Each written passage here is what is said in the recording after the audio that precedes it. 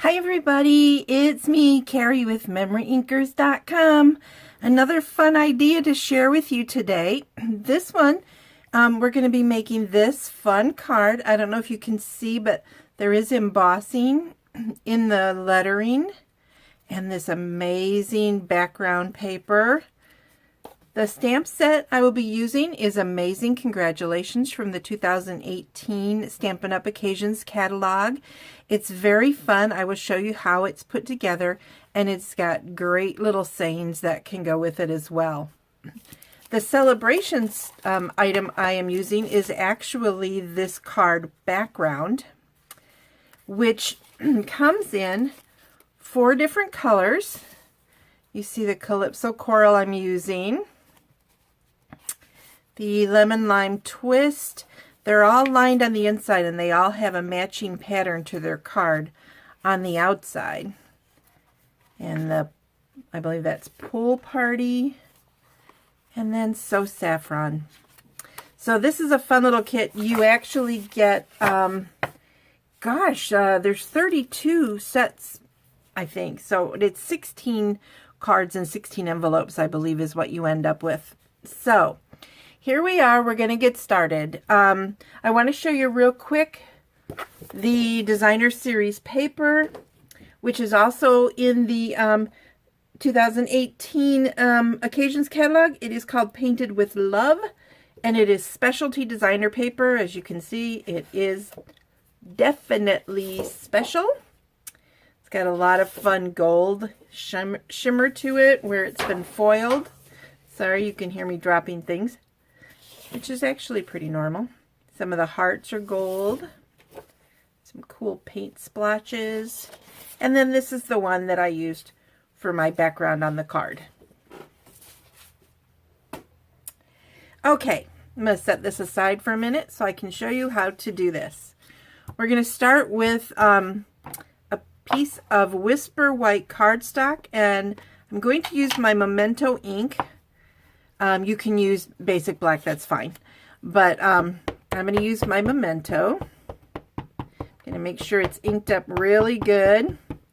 And I should have a foam piece behind it because this is photopolymer. So you can see mine is very well loved. And then I'm going to stamp it right there. Okay. So you can see the outline of the congratulations. I'm going to pull that off to do the next step.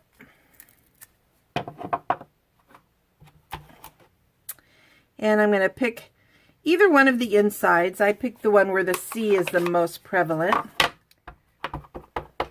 And I'm inking that up in Calypso Coral so that it will match the designer series paper that I'm using. Okay. Just remember, perfection is overrated.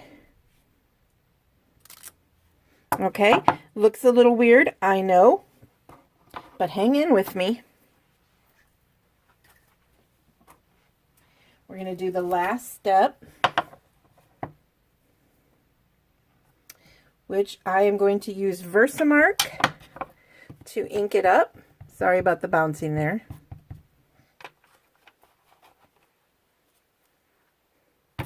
Oops.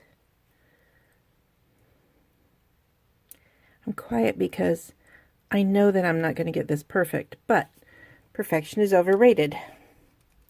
Okay, now I'm going to take this over and I'm going to emboss where I Versamarked in gold embossing powder. So in just a moment.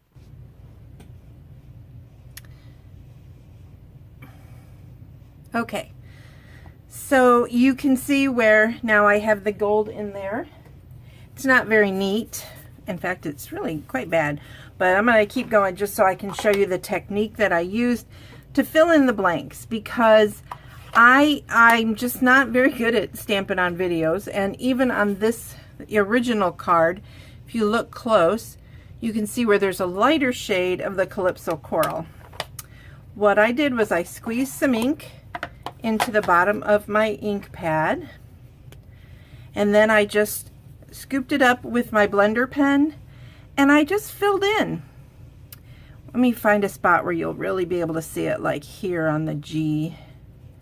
You can kind of see where I just kind of go and fill it in, and it actually gives me a lighter shade, which is good because that kind of matched the designer series paper. Has both light and dark Calypso coral on it.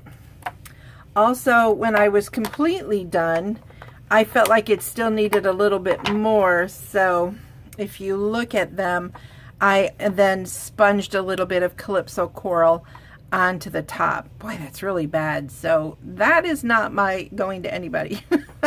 But I wanted you guys to see the technique and know this is me. This is not the stamp set. It's so sad.